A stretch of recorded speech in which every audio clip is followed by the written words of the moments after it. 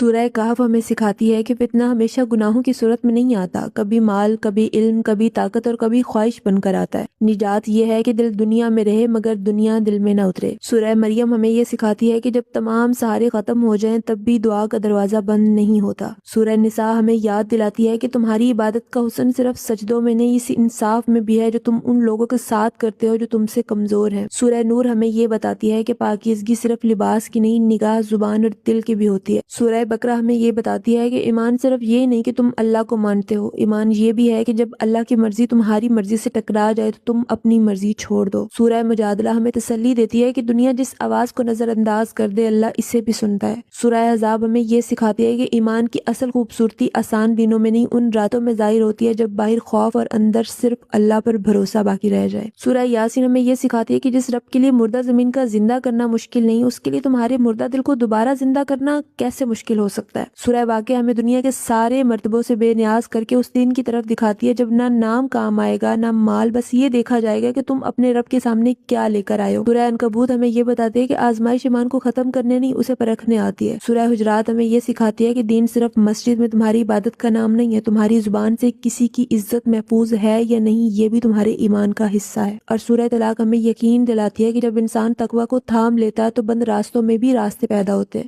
سورہ رحمان ہمیں محرومیوں سے نکال کر ہماری نعمتوں کے سامنے کھڑا کر دیتی ہے۔ سورہ ملک انسان کے اختیار کے غرور کو توڑ کر یاد دلاتی ہے کہ جس زندگی کو تم اپنی سمجھ کر گزار رہے ہو وہ بھی امانت ہے اور اس کا حساب بھی ہوگا۔ سورہ فاتحہ ہمیں پوری زندگی کا خلاصہ سکھاتی ہے۔ وہ ہمیں بتاتی ہے کہ سب سے بڑی ضرورت رزق، شہرت یا کامیابی نہیں، صحیح راستہ